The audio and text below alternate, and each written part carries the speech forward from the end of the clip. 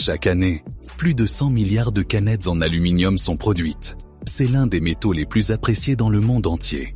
Il se plie comme du papier et résiste comme de l'acier.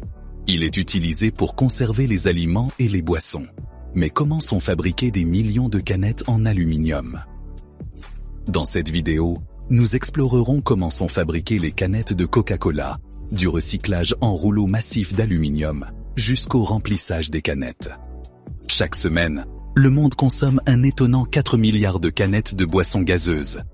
Bien qu'il soit désormais presque partout, l'aluminium était absolument révolutionnaire lorsqu'il a été utilisé pour la première fois dans les années 90. Il y a 150 ans, il était plus cher que l'or. Les boissons gazeuses n'étaient pas beaucoup vendues en canettes en aluminium jusqu'aux années 60.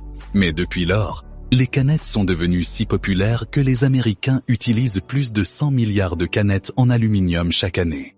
Environ 45 milliards de canettes sont recyclées aux États-Unis chaque année.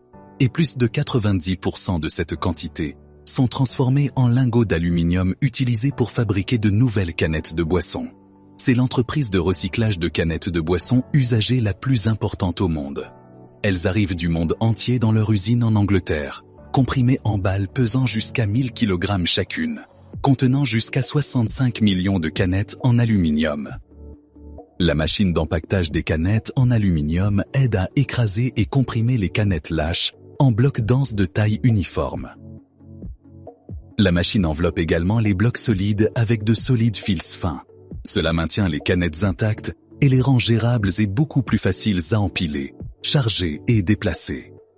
Les blocs de canettes compressées sont chargés sur un tapis roulant et introduits dans un broyeur de 340 chevaux. L'aluminium est difficile à classer car, contrairement à d'autres métaux, il ne peut pas être séparé avec un aimant. Ainsi, les morceaux broyés passent à travers une trieuse optique à une vitesse de 3 mètres par seconde. La machine utilise des capteurs infrarouges pour classer ce qui est métal et ce qui ne l'est pas. L'aluminium contient des contaminants comme la peinture et le vernis. Les morceaux d'aluminium propres sont prêts pour la prochaine phase. Deux fours atteignent 730 degrés Celsius et traitent jusqu'à 100 tonnes de métal chacun. Lorsque l'aluminium fond, il réagit avec l'air, formant une couche d'oxyde d'aluminium qui flotte au-dessus. Cet oxyde indésirable est la scorie, et un ouvrier l'enlève avec une spatule géante en acier. Un fleuve de métal en fusion coule vers un four de rétention de la taille d'un bus à 2 étages. D'une manière ou d'une autre, ils doivent verser le métal liquide dans un moule. À l'intérieur, ils seront coulés en 3 imposants lingots d'aluminium. Couche par couche, du métal chaud est ajouté et refroidi rapidement avec de l'eau. Au fur et à mesure qu'il se solidifie et devient plus dense, il s'enfonce davantage dans le moule, permettant à plus d'aluminium de s'écouler dessus. Après 2 heures, ils ont 3 énormes lingots d'aluminium. Chacun mesure 10 mètres de long, pèse 27 tonnes et est fait à partir d'1 500 000 canettes recyclées. Aujourd'hui, la demande d'aluminium est si élevée que les lingots ne restent pas simplement inertes. Leur transformation en canettes commence par un voyage de 900 km jusqu'à une usine de laminage. Ils sont chauffés dans un autre four à 525 degrés Celsius. Cela détend les liaisons entre les atomes, libérant toute tension dans le lingot. Ensuite, ils sont passés à plusieurs reprises à travers une série de rouleaux. C'est comme étirer de la pâte à pizza. Chaque ensemble de rouleaux réduit le métal jusqu'à ce qu'il ait un quart de millimètre d'épaisseur et 10 000 mètres de long. Avec cela, de gros rouleaux d'aluminium sont formés et envoyés aux usines de canettes de Coca-Cola. Le fournisseur de canettes de Coca-Cola est un producteur mondial de contenants de boissons. Dans cette usine, des contenants sont fabriqués, principalement pour les boissons Coca-Cola. Ils peuvent produire jusqu'à 2000 canettes par minute.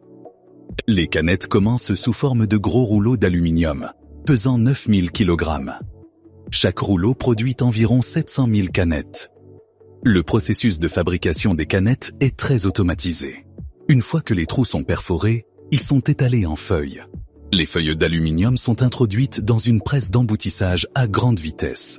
Cette presse à emboutir presse le métal plus de 200 fois par minute, créant les corps de canettes.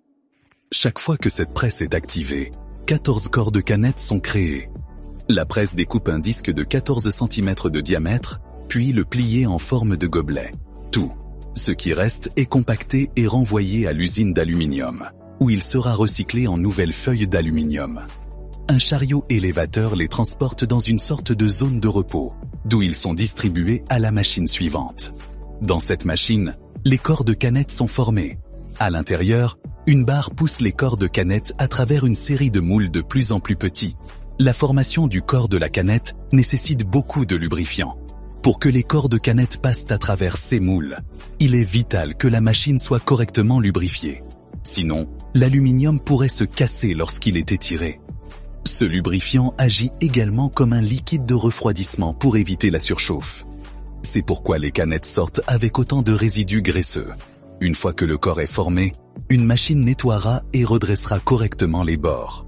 Après cela, un convoyeur transportera les canettes à l'envers jusqu'à la laveuse, où elles subiront un nettoyage divisé en 6 étapes.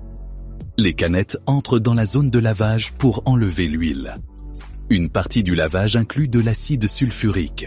Les canettes sont pulvérisées avec un jet d'air ionisé. Lorsque le lavage est terminé, elles sont ultra propres et prêtes à être remplies. Chaque canette terminée pèse moins de 15 grammes. Chacune d'entre elles est un récipient sous pression.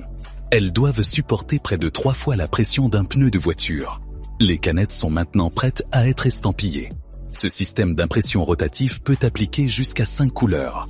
Estampiller le logo de Coca-Cola sur les canettes commence par une sorte de tapis en caoutchouc enroulé autour d'un cylindre. Ce cylindre est ensuite installé dans une machine appelée décoratrice, une imprimante géante pour les canettes. La principale couleur qui traverse cette décoratrice est le rouge. Mais ces canettes ne sont pas décorées avec n'importe quelle teinte de rouge. Il doit s'agir du rouge Coca-Cola. Ensuite, la machine pulvérise un vernis à l'intérieur des canettes. Cela crée une barrière entre la boisson et l'aluminium, afin que le produit ne finisse pas par avoir un goût de métal. Et cela empêche également l'acide des boissons gazeuses de corroder l'aluminium de l'intérieur. Les canettes passent ensuite à une machine qui forme un col de 5 cm.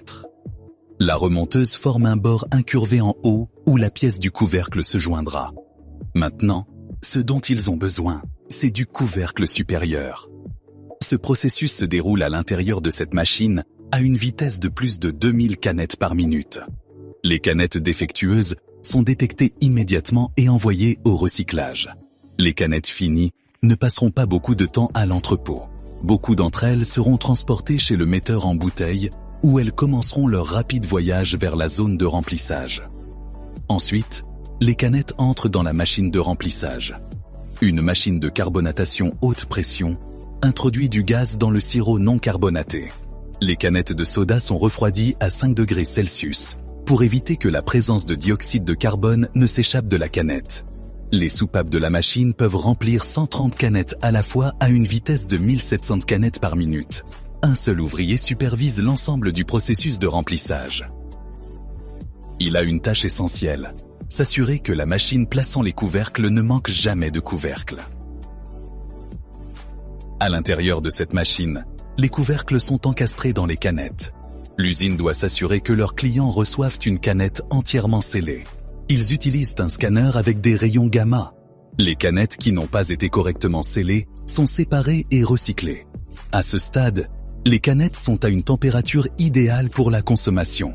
À l'intérieur d'une boîte, les canettes froides pourraient condenser et mouiller le carton. Donc, elles sont pulvérisées avec de l'eau à 35 degrés Celsius pour atteindre une température appropriée. Après 12 minutes sous l'eau chaude, les canettes perdent leur température froide. Quand elles sortent, elles sont à environ 27 degrés Celsius.